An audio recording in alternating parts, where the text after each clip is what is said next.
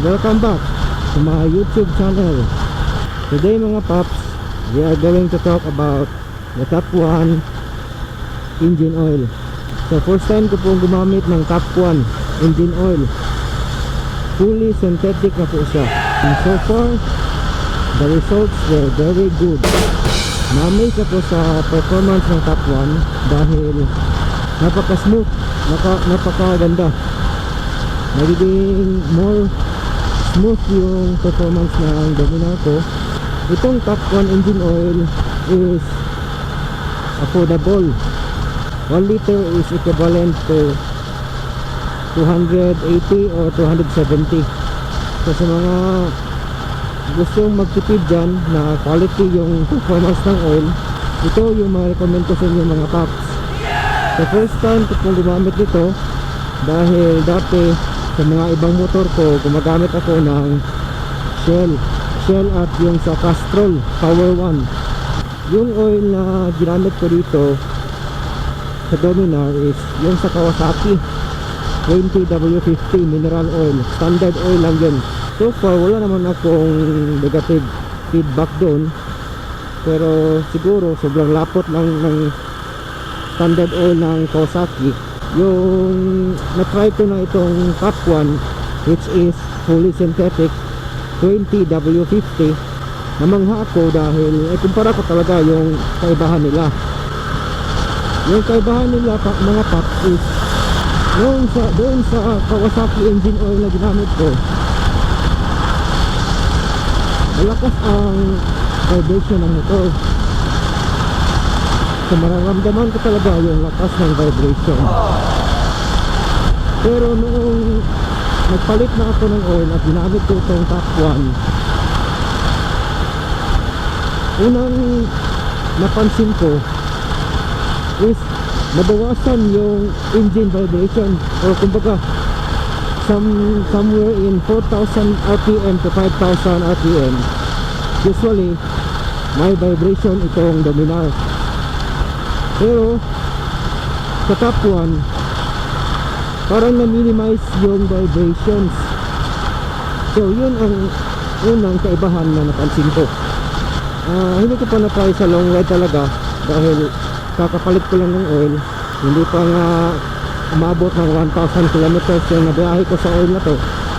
So far sa short distances like 60 kilometers or 100 kilometers away na travel ko sa gamit ang oil na to, nag-improve yung performance. Mas gusto ko siya, mas magaan yung motor. Siguro dahil fully synthetic siya, mas magaan siya kumpara sa mineral oil na ordinary mineral oil lang. So mas okay siya. So yun lang ang napansin ko sa top 1. Saka dahil na-amaze ako dito sa top 1, ginamit ko na rin ang top 1 doon sa Raider din. So gumamit din ako ng oil sa Raider, top 1 ang nilagay ko. And so far I was amazed because the engine performance is good, and also yung tunog ng engine parang ang ginaw.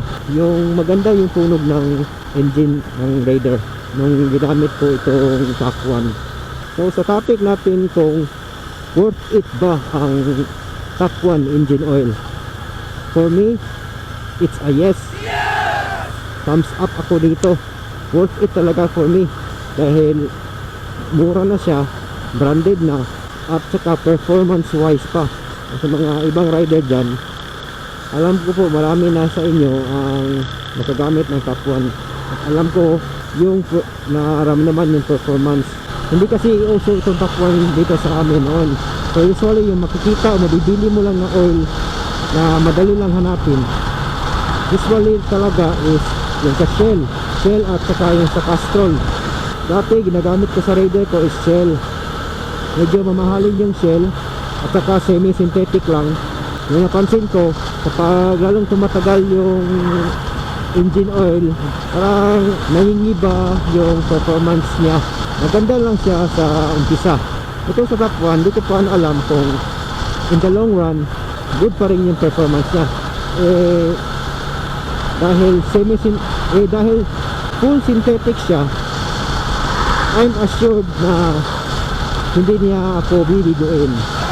Sobrang mahangin ang panahon ngayon guys, sobrang init pa. So guys, I will recommend this oil for you. Thumbs up ako nito. At saka sa mga vegetarian dyan, swak na swak ito. For now, I was happy with the performance of this engine oil. Made in the USA po itong Top 1. Branded po siya from USA. So far, maramdaman nyo naman sa performance. Kumbaga, it's cheap but the quality is good, the performance is good. So guys, yun lang ang masasabi ko sa engine oil na to. Sana may nalalaman na idea kayo about this video, about this vlog. Sana ay ma-try nyo rin yung engine oil na yun at maranasan nyo rin ang performance. So guys, maraming salamat po sa panonood ninyo ng video ko. At sa ulitin po, more reviews to come.